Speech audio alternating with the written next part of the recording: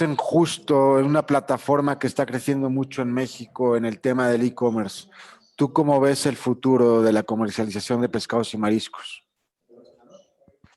Hola, buen día a todos. Bueno, yo lo que me gustaría aportar es, de acuerdo a los dos comentarios ya realizados, tanto por Robinson como por Andrés, es finalmente la parte congelada. El reto es cómo podemos darle al cliente la opción de tener un producto mucho más flexible al momento de consumirlo. Ejemplo, si nosotros tenemos presentaciones de 600 gramos, de 800 gramos, de 1 kilo, estamos limitando muchísimo el consumo de la gente y no le estamos dando oportunidad de decidir cuánto quiere descongelar. Y esa es la ventaja de lo que tiene hoy la industria salmonera.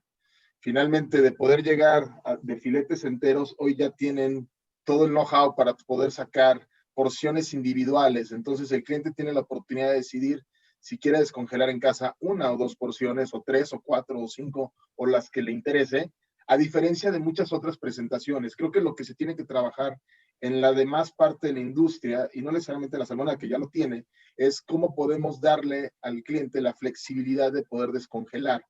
En muchos filetes ya lo hay, o sea, hay una variedad de filetes que ya tienen esa capacidad, ¿no? Sin embargo, aún así el cliente le gustaba ir y escoger a lo mejor 2 filetes frescos, cosa que hoy ya no puede hacer. Entonces, pues bueno, él tiene que decidir y tener la capacidad de poder hacerlo. Lo que estamos buscando en Justo es aquellos socios comerciales que nos permitan y que nos puedan ayudar precisamente a poder otorgar esa flexibilidad a los clientes y que les demos a ellos la oportunidad, aunque se lleven 1 kilo de producto, el que sea, llámese salmón, llámese camarón, ellos tengan la oportunidad de poder tomar la decisión de cuánto quieren consumir dentro de su hogar, ¿no? Sería el comentario. Muchas gracias, Álvaro. Gracias, Benjamín. Gerardo Sánchez, tú, pues finalmente atiendes a casi todos los mercados, Oreca, autoservicio, tienes tiendas para el público en general. ¿Tú cómo visualizas esto de la comercialización de los pescados y mariscos en el mediano plazo? Complementando un poco lo que mencionaban Robinson, Andrés y Benjamín, y pensando más desde el punto de vista el consumidor, yo creo que aunque es algo temporal por el tema del COVID, pero también el tema de la conveniencia y el tiempo para preparar un platillo se ha vuelto fundamental en las familias, ¿no? Hoy en día las mamás tienen que estar encima de los niños con las clases virtuales y los papás también trabajando en casa y hay muchísimo menor tiempo para la preparación de los alimentos. Entonces nos hemos dado cuenta que si uno les ofrece soluciones en donde la preparación minimiza el tiempo, la verdad están siendo muy, muy, muy bien aceptados por el consumidor, ¿no? Hemos hecho varios ejemplos, varias pruebas en Netmar y la verdad ha funcionado bastante bien, la aceptación ha sido muy buena. Y por otro lado, mencionaba ahorita Benjamín el tema de los congelados y demás, sí vemos esa tendencia, sin embargo, curiosamente también vemos, hay un punto de venta que nosotros tenemos y hemos visto durante el periodo de COVID que la venta del pescado y marisco fresco ha acelerado su participación en ventas versus los congelados. Una de las teorías que tenemos es de que puede ser un tema de disposición de dinero, en donde la gente no puede estar comprando grandes cantidades y guardarlas, almacenarlas. Entonces, pues está yendo diario o cada 2 días a comprar pescado fresco. Y hemos visto en ese punto de venta en particular mayor participación del pescado fresco sobre el pescado congelado. ¿Cuánto va a durar esto? No lo sabemos. Pensábamos que la pandemia iban a ser 2, 3, 4 meses, ya vamos por el 8º. No sabemos cuánto más pueda durar, ¿no? Pero sí, la conveniencia en la preparación y muy ligado a lo que mencionaban del salmón en porciones más pequeñas, pues está asociado un poquito al tema de el fresco versus el congelado, ¿no? Creemos que esto todavía va a durar un tiempo. Y la conveniencia, cuando el consumidor la prueba, pues mucha gente se queda enganchada por la facilidad de hacerlo, ¿no? Muchas gracias, Gerardo. Me gustaría pasar a la pregunta número 11, en cuanto que si el producto sustentable debe ser más caro que el producto que no lo es. Usualmente tener producto sustentable implica gastos e inversiones fuertes para hacer las cosas de mejor manera. ¿Debe ser una barrera de entrada? ¿O qué es lo que ustedes opinan? En este caso, voy a dejar que empiece Paola. Hola, buen día. Bueno, lo que hemos estado viviendo, a pesar de que ya tenemos como un 30% de productos sustentables en nuestro catálogo de productos, es que el cliente no le está importando pagar un plus, siempre y cuando sabiendo que con ese plus va a mantener lo que es una sustentabilidad, tanto o un desarrollo o un equilibrio tanto para el medio ambiente, para la especie y para las comunidades cercanas, ¿verdad? Entonces, ¿cómo lo está viendo? De manera, de acuerdo obviamente a las nuevas generaciones como vienen siendo los millennials, y a raíz de la pandemia, esto nos ha ayudado mucho a que se haya desarrollado más lo que viene siendo la nueva tendencia de consumo consciente. Y esto ha ayudado a que el cliente está dispuesto a pagar un poco más por aquellas especies que realmente son sustentables, y ahora sí está sabiendo diferenciar de acuerdo a ese plus en precio de qué producto es realmente conveniente, que realmente les lleva una mejor calidad en cuestión de salud, en cuestión de medio ambiente, a aquella que realmente no lo es. Entonces, sí lo están sabiendo diferenciar, sí lo están sabiendo apoyar o a comprar, ¿verdad? Ese tipo de productos sustentables. Gracias, Paola. Voy a pasarme a la número 8 para poder tener la intervención de Jorge y de Manuel. Empezaría con Jorge. En cuanto el etiquetado y la trazabilidad son roles muy importantes para tener una competencia justa. ¿Qué pasa en sus respectivos países que incentiva que esta competencia sea justa o injusta contra otros productos de otros países? Gracias, Álvaro. A ver, lo que yo puedo aportar es desde nuestra experiencia como ONG que ha trabajado de cerca a la pesca artesanal. Nosotros vemos que en estos últimos años se han dado pasos muy importantes hacia la trazabilidad completa, digamos, hacia tener productos marinos trazables, ¿no? Hay muchas iniciativas que han aportado o están aportando condiciones para ello. Específicamente hablo en el sector artesanal, que es lo que yo me conozco, ¿no? Más de cerca. Sin embargo, creemos que es fundamental un rol más, un liderazgo más claro de la autoridad pesquera, ¿no? Hay retos, como en todos los temas, sobre todo falta generar, transmitir, validar información en todos los eslabones de la cadena, no solo en el origen hay una necesidad muy importante de fortalecer y validar, de generar y validar esta información, pero también en el resto de la cadena, ¿no? Para eso se necesita un esfuerzo coordinado, de hecho, de todas las agencias del gobierno que participan en el sector y de los agentes comerciales, lógicamente, ¿no? Y además que la información la información pública sea abierta, ¿no? Para que otros agentes como las universidades, otras organizaciones de asistencia técnica, las empresas privadas, etcétera, ya aporten con soluciones específicas para cada tipo de pesquería. Hay mucha diversidad de la dinámica en sí pesquera, artesanal, y también de los contextos socioculturales, ¿no? de las comunidades pesqueras. Entonces yo creo que esto podría fortalecer mucho o incentivar a lo que iba la pregunta, ¿no? Más este camino hacia la trazabilidad y el etiquetado, ¿no? Ahora, hablando un poquito de lo que nosotros estamos aportando, hemos identificado justo en este tema una oportunidad de poder colaborar y estamos participando de una experiencia junto a pescadores de un gremio en el Ñuro, al norte del Perú, de una empresa artesanal de armadoras, de Pucusán, al sur de Lima, y de la empresa Supermercados Peruanos, ¿no? en la cual Robinson trabaja, ¿no? Para permitir que el consumidor pueda conocer este origen del pescado, ¿no? Del pescado ya en los puntos de venta. De hecho, es un reto, un camino, un proceso que estamos comenzando, pero esperamos por la actitud que vemos de nuestros socios, que va a tener mucho éxito, ¿no? Gracias. Gracias, Jorge. Manuel, ¿tú cómo ves las cosas? Bueno, ahí voy. Más bien, disculpen que por rato me desconecto, hay un problema con la señal. Bueno, para la pesca artesanal, hablar por la experiencia que tenemos a nombre de la comunidad pesquera artesanal de San Juan de Marcona, que somos 700 pescadores que hace 20 años venimos tratando de construir una serie de herramientas para generar sostenibilidad. Y bueno, y en sí la trayectoria nuestra es de 30 años.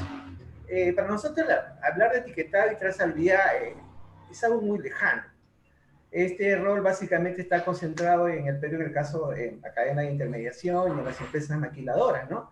Se nos hace imposible llegar a este tipo de valorización porque el acceso es muy engorroso, caro, imposible para el productor o el proveedor de materia prima, entendiendo como productor aquel que esto puede, de una u otra manera, cultivar peces, y proveedor aquel que los captura del medio marino, ¿no? Si bien, como lo ha dicho Jorge, el gobierno está haciendo esfuerzos para incentivar la trazabilidad de recursos, sin embargo, la pesca ilegal y el tráfico de documentos de origen quiebra la iniciativa, y quiero hacer énfasis en el tráfico de documentos de origen que quiebran la iniciativa. Se juega mucho con los documentos que en este caso el gobierno central está tratando de implementar para generar trazabilidad. Y esta desconexión hacia la realidad de la pesca artesanal y el valor económico que debería verse reflejado hacia el productor a través de estas herramientas, entiendas etiquetado y trazabilidad, hace que ni siquiera tengamos la posibilidad de competir. Por ejemplo, en el caso de la pesca artesanal peruana, en la zona sur, Jorge está en la zona norte, el tema de las ovas, el pez volador, conchas negras, bacalao que se capturan en nuestras costas, son reingresados a otros países para salir con trazabilidad de estos países, ¿no? Desconociendo el origen propio, ¿no? Conclusión, en el Perú nos falta valorar el producto local con marcas y sellos de origen artesanal, de los cuales se viene hablando ya hace 30, 40 años. Yo incursioné en pesca artesanal en el año 91, en el 95 ya hablábamos de etiquetados, MSC, los cuales son bastante onerosos de acceder. Y por otro lado, como lo decía hace un momento, en el caso peruano se están haciendo esfuerzos, pero falta consolidar asociatividad para poder tener presión e incidencia en el gobierno central y que se puedan implementar herramientas legales de cumplimiento para todos. Me explico, si bien en algunos lugares tenemos un compromiso más de asociatividad e incluso establecemos nuestras propias reglas de juego para de una u otra forma generar etiquetado y trazabilidad, pues debemos de tener claro que estos esfuerzos no son de una u otra manera incentivados ni estimulados, ¿no? Entonces, esa es la percepción y la experiencia que tenemos en nuestro caso. Muchas gracias, Manuel. Voy a dar entrada a Gustavo. Una de las preguntas que le tocaba a Gustavo que quisiera que contestase es la que habíamos platicado, las 7, si los clientes están pidiendo o exigiendo sellos de sostenibilidad, certificaciones o algún otro documento para comprar o adquirir sus productos. Bueno, ¿qué tal? Buenos días con todos. En realidad, en el mercado peruano, los sellos o certificaciones de sostenibilidad son aún poco requeridos por los clientes. Recién se está iniciando en lo que es el canal moderno o autoservicios, pero la distribución mayorista en los terminales pesqueros, que es donde se distribuye la mayor parte del pescado que se consume en Perú, estos sellos o certificaciones son poco requeridos en realidad. En mi caso, yo comercializo productos con y sin certificación, aunque siempre provenientes de fuentes sostenibles, pero los clientes no están al tanto de su significado y por lo tanto tampoco están dispuestos a pagar más por productos certificados. No estoy diciendo que esto no vaya a cambiar en el futuro, En realidad, las nuevas generaciones están cada vez más preocupadas por la sostenibilidad de los recursos, como debe ser. Y claro, como dice el dicho, no solo hay que serlo, sino también parecerlo. Y en tal sentido, yo creo que las certificaciones van a cobrar mayor relevancia en el futuro. Ya vemos el caso de los supermercados Walmart, por ejemplo, en Estados Unidos, que comenzó a trabajar sobre fuentes en productos pesqueros certificados sostenibles desde el 2006. Y ahora el 98% de sus compras provienen de fuentes certificadas o en camino de serlo, vía los proyectos FIP o proyectos de mejora. Y esto ha sido impulsado, por ejemplo, el proyecto de mejora del Maji en Perú, pues Walmart es uno de los principales clientes de las exportaciones peruanas de esta especie. Y también se puede citar el caso del aceite de pescado como otro buen ejemplo, pues muchos clientes de Europa y Estados Unidos requieren una certificación de sostenibilidad, ya que para su consumo humano directo o indirecto, y también ocurre lo mismo en el caso de la harina de pescado, y esto está impulsando la certificación de la pesquería de anchoveta en el Perú.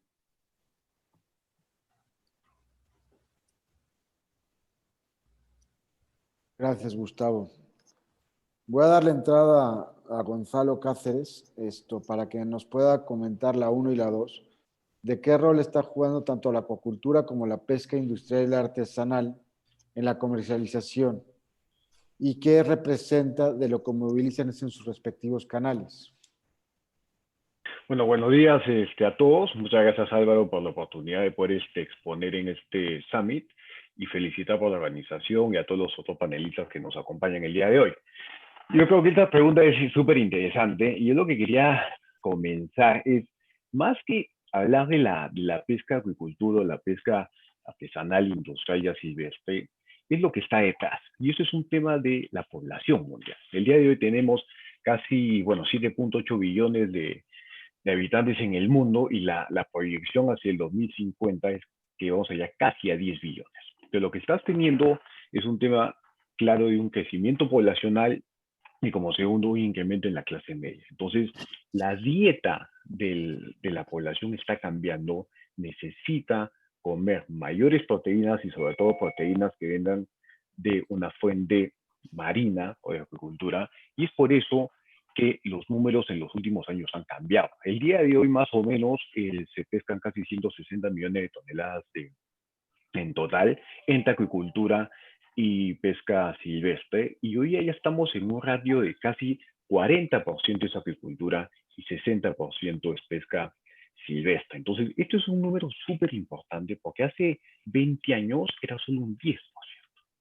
Entonces, hoy día cuando hablamos de cuál es el rol de la acuicultura o cuál es el rol de la pesca industrial o artesanal silvestre, yo creo que hoy día ya es un complemento. Yo creo que si hablamos, por ejemplo, de los langostinos o de mariscos, ya es un producto que está en la mesa casi diaria del consumidor. Ya no es algo esporádico. Yo creo que ya es algo como una base y creo que la pesca silvestre acompaña esa base y los dos son parte de la dieta del día de hoy. Entonces, yo creo que este crecimiento en el consumo va a seguir, de todas maneras.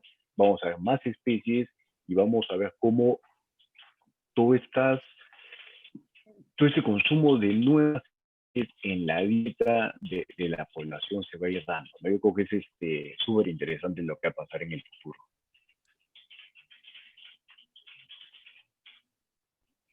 Gracias, Gonzalo.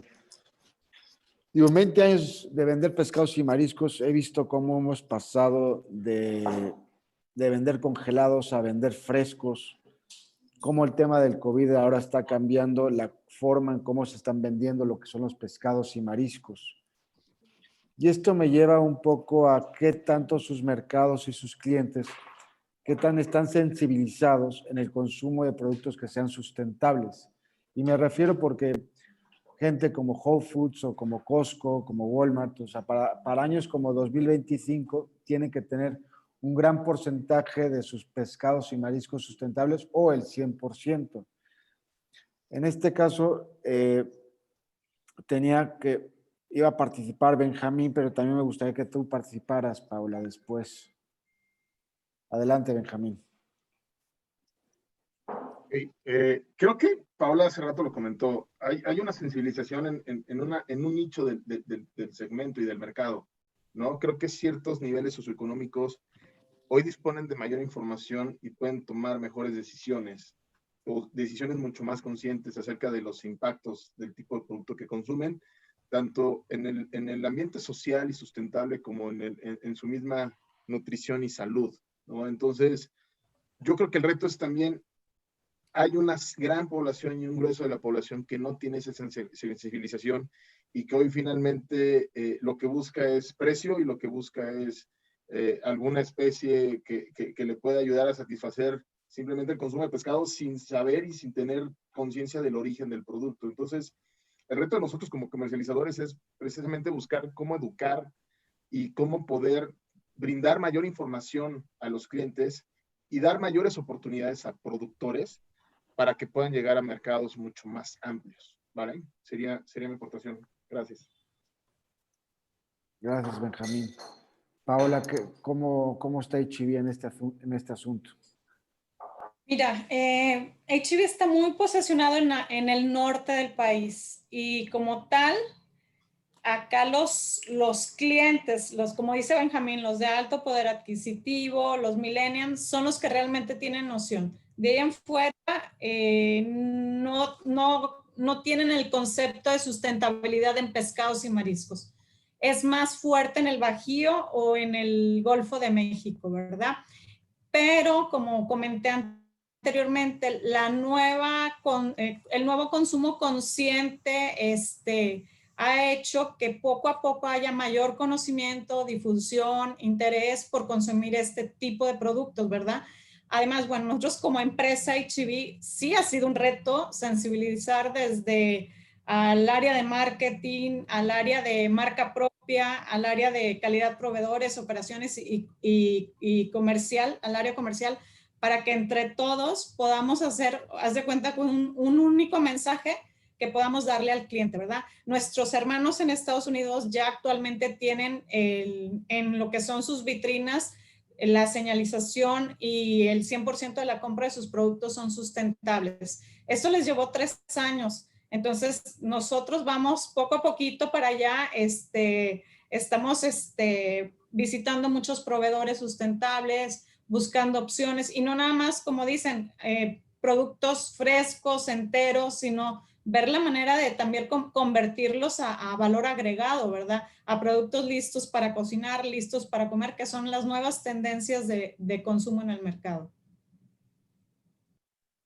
Gracias, Paola. Dentro de las conversaciones que tuvimos estos días, estuvimos hablando si ustedes estaban haciendo pruebas o exigiendo o solicitando pruebas de COVID a sus proveedores.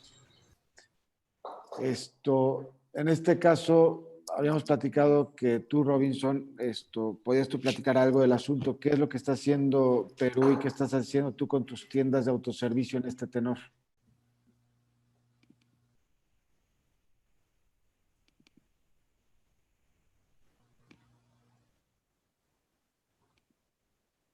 Robinson, creo que estás muteado.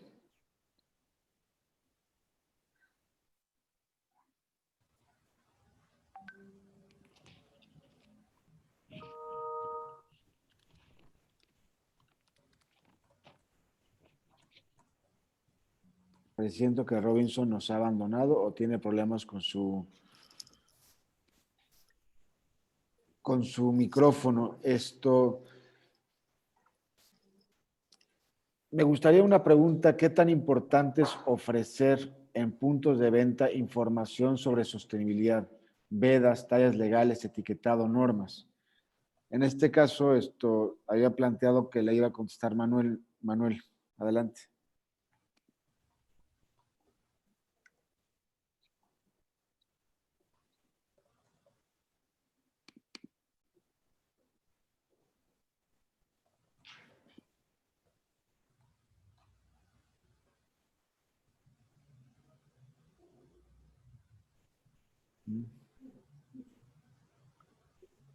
Veo que Manuel tampoco se nos perdió Manuel.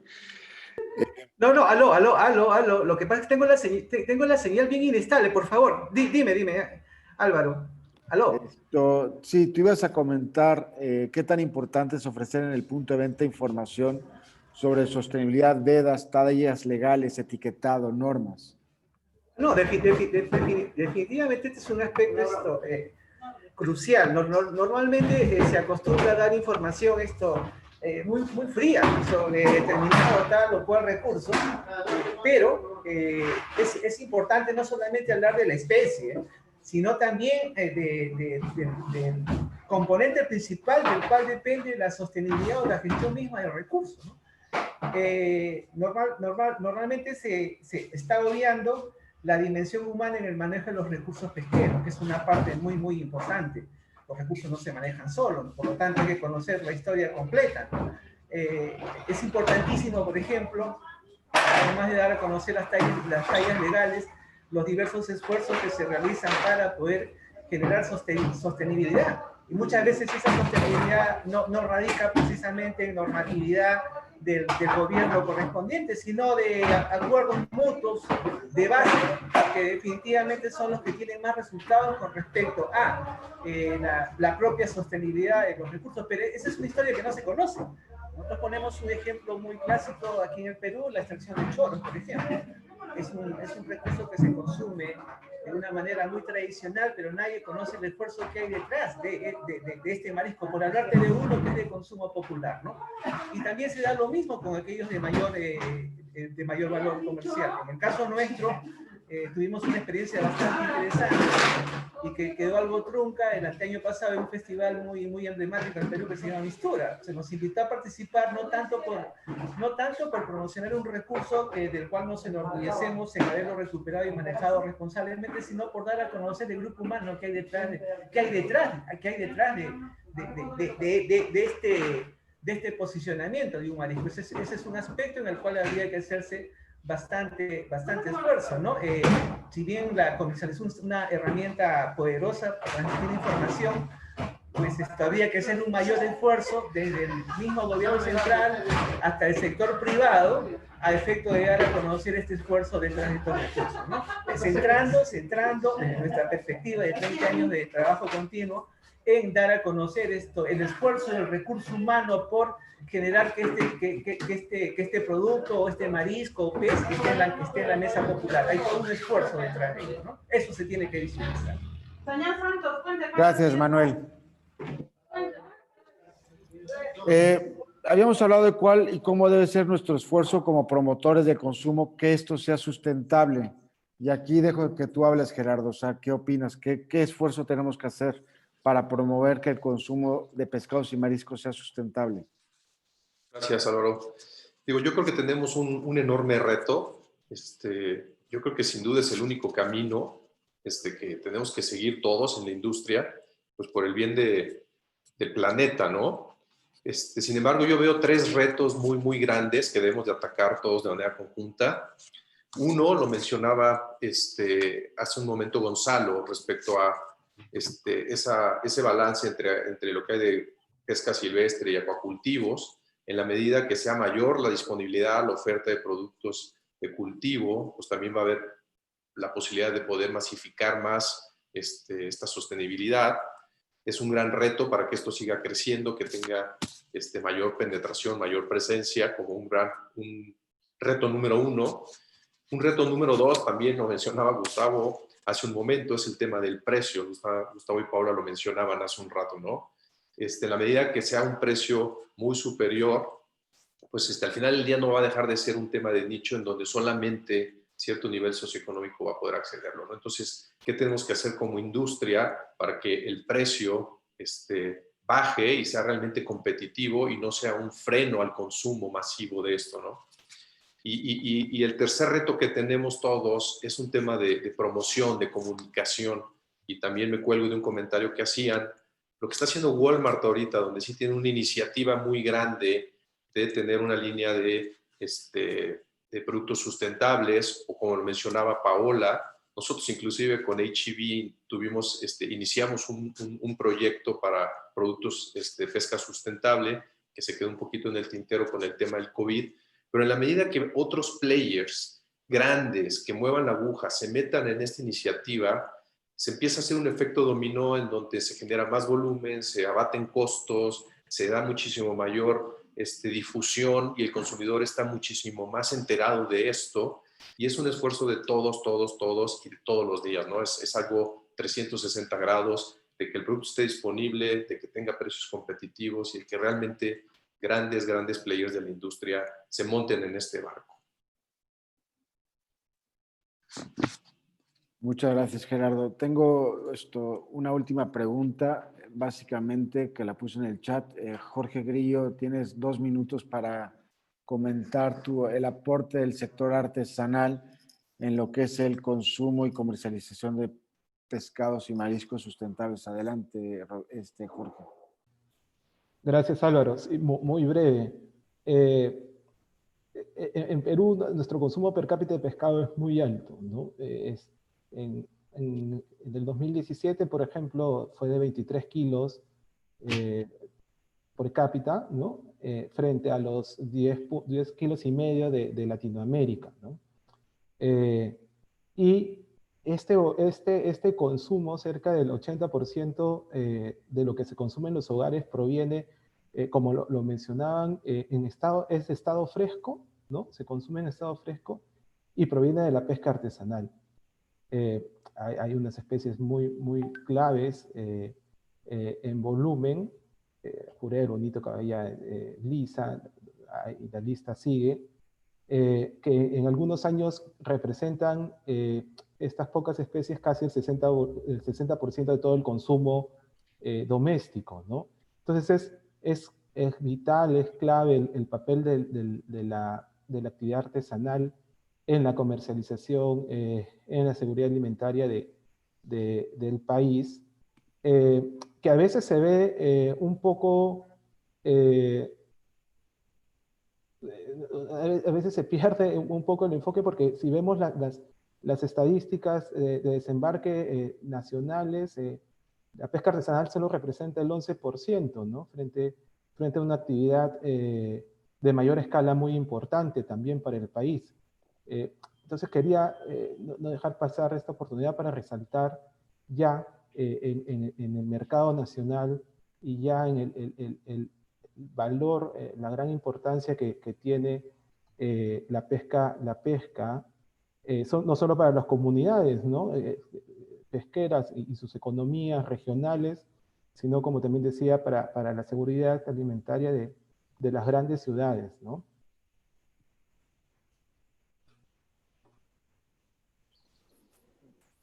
Muy bien, Jorge, pues muchas gracias. Ya ha llegado el tiempo, son las 10 en punto. Muchas gracias a todos, ha sido un verdadero placer tenerlos todos aquí. Espero que podamos continuar con estas reuniones. La próxima será en Chile, así que próximamente nos estaremos viendo en Chile para continuar con estos summits que inició en Mérida, continuó en Perú, ¿no? De forma virtual. Esperemos que el año que entra podamos hacerlo presencial en Chile. Un fuerte abrazo a todos. Igualmente, gracias. Gracias, Álvaro. Un gusto a todos. Gracias. Saludos. Cuídense y felicitaciones. Gracias. Muchas gracias. Gracias. Un saludo.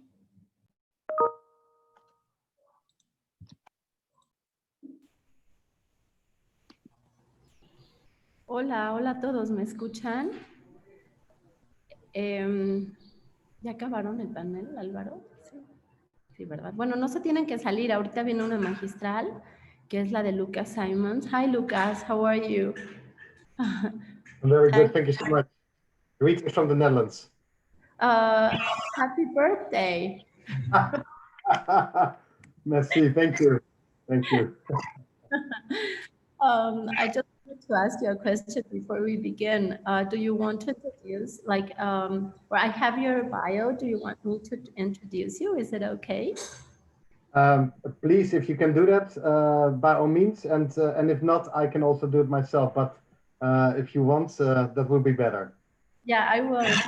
I just wanted to ask you if you wanted to highlight something. But well, thank you very much. I think it's just 1 minute. Should we begin? Well, yeah, I think I will begin because it was like the same Zoom from the others. But well, I'm really happy to introduce you to Lucas Simons. He's a really, it's great that you have accepted Lucas to be with us. Really inspiring books you have. I'm going to talk a little bit about you.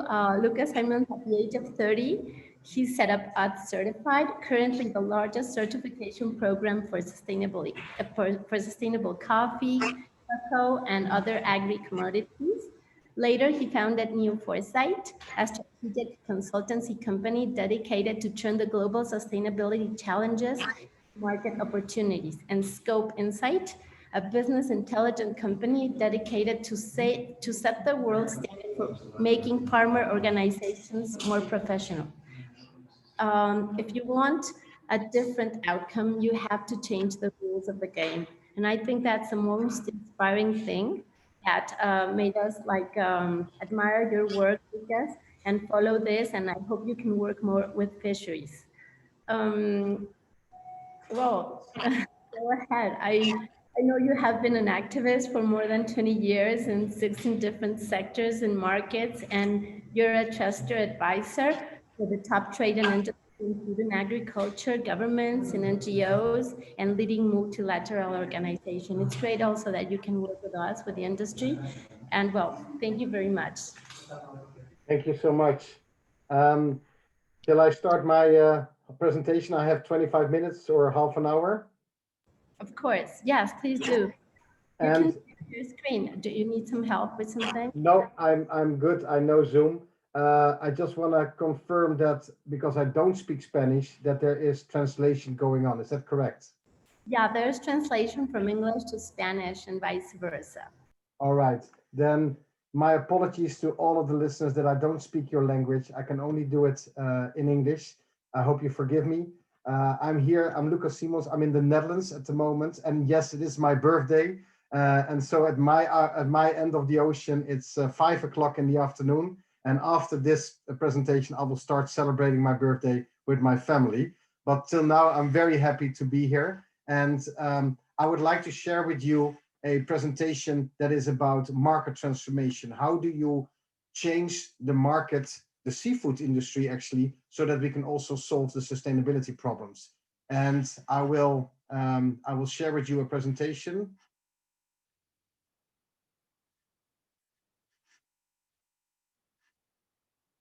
Can you see this? I'm sure you can now, right? Yeah, excellent. All right, this will take about 20-25 minutes, but I hope I can do it that quickly because usually I get very excited about this story and then I can talk about it for hours. And so what I will share with you today is also what I teach at the executive MBA schools and business schools all over Europe. And so this is the key to understand why we have all of these sustainability problems in the seafood sector and in many other sectors, and what you can do to actually change it. And so it's called sustainable market transformation. And what I would talk to you about is that change is going through phases, and it's very important that you recognize in which phase is the seafood sector. It's also important to understand what's going on in other sectors, the coffee sector, cocoa sector, palm oil, soy, sugar, etc. There are similar problems going on, and there are similar issues being discovered at the moment. Very important to learn what's going on there. I will also talk about the importance of engaging the government. I believe that this is the most important step or the sector is facing now. And so I will end this presentation with actually a suggestion on how we could do that. I hope you are excited. And I was already introduced, but so my name is Lucas Simons. I'm CEO and founder of New Foresight, a strategic consultancy company, and Scope Insight, a company that measures the professionalism of farmer organizations, or actually from fishery organizations as well. My former job, I was director of UT Certified. Perhaps you're familiar with it. It's the largest label for sustainable coffee and cocoa. And I started that organization a long time ago. I've been recognized internationally by the World Economic Forum and Ashoka and I was named 6 times top sustainability influencer in the Netherlands. And I've also written books about the issue that I will teach you now, or that I will show you now, is about how to change systems. If you want to learn more about it, Changing the Food Game is my first book, and we are about to launch our second book with the business schools in 11th of November, actually. That's called Changing the Game. So without further ado, I want to bring to you 3 messages. If you look at the seafood sector, there are enormous sustainability challenges, and they've been there for a while. But I want you to understand that these challenges are not problems to be fixed. You need to understand that these problems, these sustainability challenges, are outcomes of the way the seafood sector is organized. And so they're not a problem to be fixed. They are an outcome of the current system. And it also means that there are not simple solutions. And there's not, let's do another project or just another certification and we'll have it solved. We need to start thinking about how to change the system, because only that will change the outcome, and that will solve the problem in a more structural way. And how to do that is understanding that system change that goes through phases every time. And you will recognize those phases, and you will probably be able to pinpoint where we are now, but also that means that what is the next step that we need to do. And so these are my key 3 messages throughout this presentation. Well, this whole conference, by the way, congratulations with such a great turn up and such a great topic, but this is all about sustainability in the sector. And I don't need to explain to you what those issues are. You are all experts in this sector. There's huge overfishing going on, and there's disappearing species, large-scale bycatch, unsustainable fishery methods. We're damaging the fishery habitats, ghost fishing, which I believe is one of the largest polluters in the oceans when it comes to plastic waste. There's illegality, there's living income and livelihoods issues, while millions and millions of people are dependent on their employment and their income on the seafood sector. And there's this transnational stealing of fish where other nations are just outside the border stealing the fish. Well, and then there's the issues of labor rights and labor practices and bonded labor, and the issues goes on and on and on. And I'm pretty sure that none of these challenges are new to you. They all have been there in the sector for decades. And so how come we haven't solved them by now? Well, that has to do with how the sector is organized. And these issues that you are faced with are not unique. You are, of course, experiencing this as your problem, but I can tell you that every sector, and I've visited every of them, I've traveling all over the world, and every market, every agricultural sector, but also every other market out there, the energy market, the chemical industry, the building construction area, the textile industry, they're all facing huge sustainability problems. And that means that it is not a coincidence that the seafood sector, is facing these issues. It's not a coincidence, it's not bad luck. It's systemic. It's the way we are dealing with each other, the way we're organized, that leads to these problems everywhere. So let me ask you a question, and I'm sorry that you can't answer. I'd love to stand in front of you live and see your responses, but in your mind, see if you can answer this question. You probably recognize this game, right? All over the world, we recognize this game as the game of Monopoly. And so my question to you is that if you would play this game long enough, what is the outcome of this game? Well, as you know, if you play this game long enough, one will win because they have all the homes and all the hotels and all of the assets, and the rest is bankrupt. And we call that very good fun. Now, another question, if you would play this game 10 times, what is then 10 times the outcome? Well, if you think about it, it's not a trick question. 10 times the same outcome. One will win, have all the assets and hotels, and the other goes bankrupt. And even if you would play this game 100 times, it is 100 times the same outcome. And that's interesting, because why is that? Why is this game, if you follow this game, you have the same outcome every time? Well, that is because the game has been designed like this. And the rules of the game are as such that if you play this game according to these rules, you always have the same outcome. Now, it might be that you win one time and I win another time, but the outcome is always the same. And so let me ask you a question. If every market, and particularly the seafood market, has these problems all over again, and we can't seem to solve them, could it be that it has to do with the rules of the game? And as we all know, it doesn't help that if we're playing Monopoly, that we give money to the ones that are losing, like, oh, here you go. It might feel very good, and they can go one more round, but the outcome of the game is always the same. And the only way to get a different outcome is if you change the rules of the game. The only way, if we want to solve our sustainability issues, is that we understand what the rules of the game are and that we have to change them. And that's what market transformation is all about. Again, message number one, the problems that we see, the challenges that we see are not a problem to be fixed. We have to understand that they're an outcome of the system, and therefore we need to change the rules of the system. But what are they? Well, let me show you. I talked about the environmental issues, the economic issues, and the social issues. What causes these outcomes of the system? What are the rules of the game? Let me explain it to you. There are 4 forces that if they come together, they produce these problems. And in your mind, try to follow the logic. It's not a science, it's just a logic. And then hopefully you will agree that the way this works, this sector works, leads to these outcomes. The first one is, how does the market operate? The whole value chain of buying fish, what is the market requiring? What are they demanding? What are they rewarding? Are we looking for the best species and are we willing to pay top dollar for that? Or is it as low price, lowest price, lowest price? As long as it is fresh and of course meets food safety standards, we don't care where it comes from. We don't care how it is produced. We are only willing to buy it if it is lowest price. That is how markets work. Now, we can blame the market, but this is how it works. And this is what they need to do in order to make a profit and survive as well.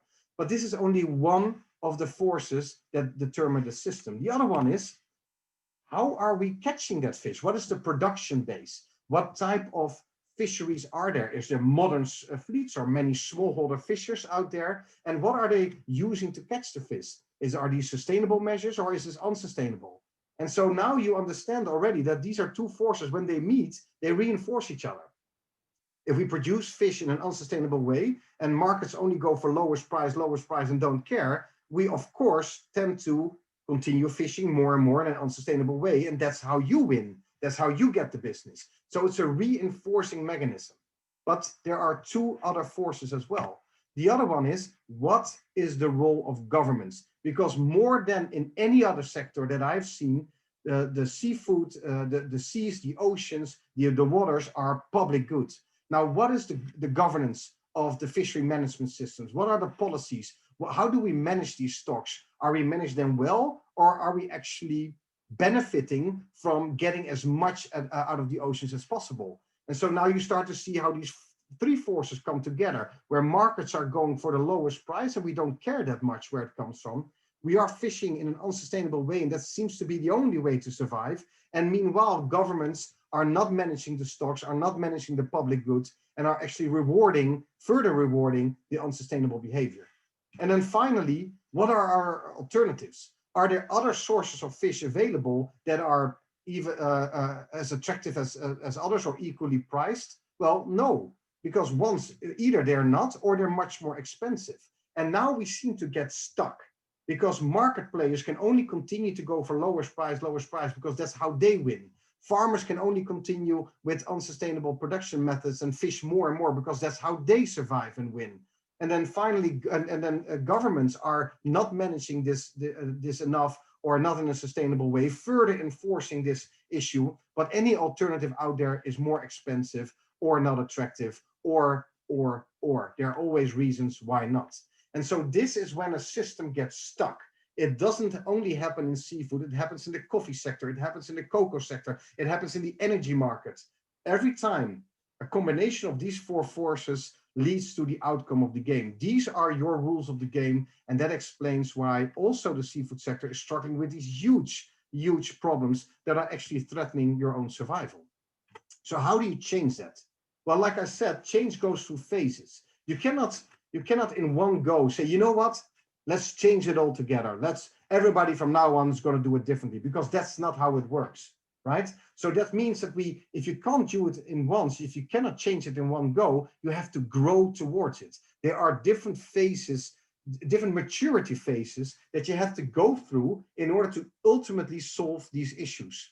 And the interesting thing is like the maturity phases of children. I'm sure if you have children, or you know people with children, or you've been a child yourself, you recognize those phases from a baby phase where we don't know what we're doing and we're learning to walk and we're crawling and we're putting everything in our mouth, to the teenager phase where we're combating and we want to be the best and we want to be liked, to the adult phase, to finally the mature phase. Now, changing systems, changing the rules of this game goes through the same phases as well. And it looks like this. These are the 4 phases that we recognize in every market, not just seafood, not just agriculture, actually. In every market, it goes through these phases. Actually, there are 5 phases, and you will recognize the logic, and you will probably recognize where you are now as a sector. The first phase is actually that the market is operating as it has always done. We're buying for the lowest price. We're fishing in an unsustainable way. Governments are not managing their fish stocks and their oceans in the right way. And there are problems. There have always been problems, but you know what? We don't consider it a problem. This can continue for a long time until there is a crisis in many cases. And suddenly there's reports about overfishing, or the fishing nets and the ghostware, or something flares up, and then suddenly it becomes an issue. And then the first response of the industry, this sector in general, including governments, is no, that's not true. No, that's not right. It's false, fake news. The reports are not true. It's somebody else's false. And what the industry wants to do is go back to business as usual as soon as possible. But if we're lucky and the crisis continues to come back and NGOs make it a crisis and start campaigning, and then more reports are coming from research firms, then the first phase starts. This is the inception phase. This is the baby phase, where we're starting to do a lot of projects. We start to train fishermen. We are experimenting with new fishing gear. We want to introduce new consumption. We want to train the consumer. There's a lot of projects going on. And this is the baby phase, because we're crawling around. We're putting a lot of things in our mouth, but there's very little cohesion. We're not really know what we're doing. This is an important phase because, first of all, we agree that there is a problem, which is already better than it was. And we should learn now from what works and what doesn't work. The problem is, and this is happening in the seafood sector as well, is that we start to confuse that doing more projects will actually solve the problem. And that is the biggest mistake ever. It happens in every sector. We're spending billions of dollars of doing more and more projects, but it doesn't change the rules of the game. It's just a project. And so a good baby phase is where we learn. A bad baby phase is where we get addicted to doing more and more projects, and everybody thinks that we're doing great. Everybody has great pictures of people smiling, beautiful fish, the sun always shines, but the sector is not changing. The rules of the game are not changing. Then at some point, we're moving to the second phase. This is the teenager phase of change. And this is where we are starting to introduce competitive mechanisms, standards, labels, certification programs. This is where if you introduce one label where some retailers and fishing vessels and fleets can differentiate themselves, like, hey, look, I'm doing a good thing. Now, in this phase, it's very important to give those first mover advantage so that they also win in the market. They win more clients, they can command better prices, they differentiate in the market, they have a better reputation. The media writes more about them, campaigns from NGOs start to focus on other. This is all great. But what happens is that if the first movers win with the label, their competitors will do the same thing, but something different, because you never follow your competitor. And before you know it, you got 2, 3, 4, 30, 50 labels. And I believe seafood is the sector with the absolute most labels out there. Now, I've worked in many sectors. In coffee, we got 8. In cocoa, we got 6. In cut flowers, we got 15. And I believe seafood has somewhere between 30 and 50 labels, all competing, all adding to the noise, all adding to the confusion, all adding to the belief that if we would only do more certification, we would solve the problem, which is of course not true, because we have 4 forces that we ultimately need to change. And projects by themselves nor certification doesn't change that system. And so here we are with a lot of competitions and a lot of labels. And of course, with every label that there is, the confusion increases, the value in the market decreases, the costs go up. And of course, retailers will be less willing, and consumers especially less willing to pay. And that means that the retailers will move the cost into the value chains, and the value chains will have to absorb the cost. And now, before you know it, we start to compete between labels. They need to become lower cost, cheaper, easier. And then as a final attempt to make sense of it all, everywhere this is happening, we are trying to benchmark all of these standards, create an equivalency tool, and then compare them just to maintain some form of order and quality in the sector. But this is the end of the second phase. Then the third phase, the industry should be ready for the third phase. And this is where it's not just, let's do more certification. We need to ask different questions. And this is the phase where we should ask ourselves, what does a sustainable seafood sector look like in Peru or in Lima or in Latin America? How do we get there? What is the strategy to get there? Who should be doing what? What is the role of the government, and what is the role of the industry, and what is the role of NGOs, for example? And what is the role of all of those standards? And so this is the phase where we design the new rules of the game.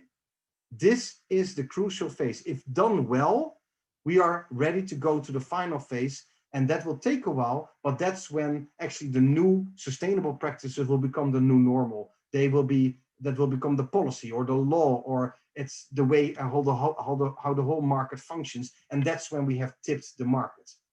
We haven't solved everything, but we have moved the whole industry upwards. And if you have followed this logic, then probably you are able to identify where is the seafood sector, because there are a lot of FIPS projects going on, and they're great, but FIPS alone will never, ever change the rules of the game. They are just a project, because as long as the forces are there, a project is an attempt to do something about it, but the forces are bigger. And so there are a lot of FIPS, but they will not change the industry. Now, I already said there are enormous amounts of standards out there, and quite a bit of fish is certified, but there's so many labels, and it's all about the value chains and the industry and the retailers. They cannot bear all the cost of change. So there's too much noise, there's not enough value creation, the costs are too high. Like I said, it is being transferred into the value chain, and then we're trying to compare them and create equivalency tools. It's time to go to the other phases. And in particularly, and this is what I say, in particularly, we need to ask ourselves, where are the governments? Because the industry is doing a lot. I think you can hardly ask more from the industry. I'm not saying they're perfect, they're still part of the problem, but they are doing a lot. The NGOs are doing a lot. The organizations that are missing, the key actors that are missing, are the governments. Because like I said earlier, seafood, the oceans, are more than anything else, are public goods. We need to manage them in the right way. And that means that the governments need to take their responsibility. But why should they? Right? Because it is much more attractive to continue getting as much fish out of the sea as possible, to get an income, to get your tax revenues, to get employment, and nobody cares about the sustainability. It's way too attractive to continue doing business as usual. So what is the nudge? What is the mechanism where we can actually get governments involved? Some governments are doing a good job. We need to reward them. Some governments are doing a poor job. We need to call that out. And so what is the mechanism that we can think of that will move beyond certification, and we can actually start improving the fishery management systems, and including international waters. So, as I promised, I would like to end with a certain idea. It's not the first time that I present this. Actually, I presented it in a previous conference, the seafood conference as well, 2030. And 2 years ago in Barcelona, I presented the same thing. I still think that now more than ever, the seafood sector is ready to go. Other sectors are already doing it, and it is leading to huge change. I really believe that the seafood sector needs to stand up and show leadership and come together. So what am I talking about? I want to introduce the idea to create a scoring mechanism that scores the quality and the maturity of fishery management system, but also the governance of international waters. And so what would that look like? And I just put here, everybody's familiar with those energy labels for homes and electrical appliances. And this is a very if done well, a hugely powerful tool to create an uplift in a sector. The same thing is currently being done with pension funds. And so the benchmarking or the scoring tool is very old and very familiar. We just need to apply to fishery management systems so that we can differentiate between the better ones and the poorer ones. So we can score different management systems on their maturity and the quality on how they do the policy, the governance of it, how they implement it, and how they show accountability. We can break down these elements and create management maturity on all of those elements, and we can actually score them a 1-star to a 5-star. And so now, or an A to a G, or whatever it is, we can score better ones from weaker ones. Now, this, of course, there's not one size fits all. There are different archetypes per species and per seascapes, and international waters is again another one. But I'm pretty sure that we can catch the complexity of seafood in 4, 5, 6 archetypes where they all need a certain fishery management system, and we can score the quality of that. Now, if you can do that, you can rank them. And based on the ranking, you can recognize the better ones, you can reward the better ones, but you can also, let's say, give transparency to those who are not doing a good job. Now, not to punish them, but at least to recognize the better ones, but also to be able to link these rankings to markets. I hope, and I'm pretty sure, because we're doing that in other markets as well, that we can link it to what market demand is requiring. Because if you are a retailer and you have an opportunity, or you have the choice between buying a certain species from a good, well-managed fishery system from a poor one, you might be able to go there because it's way less risk. And you might have to spend less money on more certification and more FIPS. I'm not saying certification is bad. I'm just saying there's less risk in better fishery management systems. We can also drive credible improvements, because now if a system wants to go from 2 stars to 3 stars, we can agree on what does it mean, and in what way are you doing that in the right way? Is there a local round table? Are the right stakeholders on board? Is it based on science? Is there accountability? Is there implementation? We can also help them, but we can also recognize them if they credibly want to move from one level to another. Extremely important, because now markets will respond to it, and investments as well. And that means that this is not at all, I get that question every time, this is not an attack on standards or on FIPS. Absolutely not. These are great tools, and we need to do more of them. But that's exactly what they are. They are tools. And we need to make sure that the tools and the resources that we're spending on projects are part of a bigger strategy that lifts fishery management systems up, where that nudge the right behavior in governments, and that calls out those who are not doing a good job. And so I think that the seafood sector is ready for a step like this. Other sectors are already doing it. It's called landscaping. It's called verified sourcing areas. It's called benchmarking. There are so many examples out there, and happy to discuss with you what we have learned and what worked well. But I think some of these mechanisms can be translated to the sector, and we can actually go towards better fishery management systems. And so that would be my call to action. Together with some others, we are currently developing this. We have written a 2-pager. We're currently reaching out to retailers and stakeholders and NGOs to see if there's appetite to join us to create a core group and link to other initiatives out there to see if it's something that we can actually set up. We have, I don't know, about 10 to 15 conversations so far in the last 4 weeks, and the response is very positive. And so this is what we're hoping to contribute to the sector. I want to thank you for your attention, and please let me know if there are any questions, and please do them in English. Thank you. Many thanks, Lucas. We are trying to put the questions in the platform because of the time, but I don't know if they can write to you to your webpage or something and use the platform. Your conference was really great. Really I've seen all the comments in the platform, and there's more than 1,000 people here, and we really appreciate your talk. Thank you so much. And yes, they can contact us. The address is here, the website as well. And please reach out to us. Happy to have the conversation.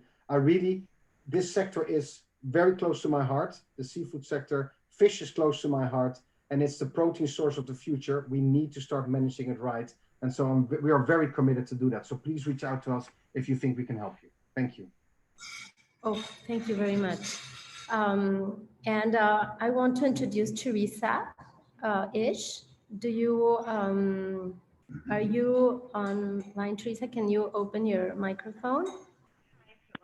Hi, Sutlali. Hi, everyone. Teresa Ish, I'm going to introduce you. Is it okay? Yes, please.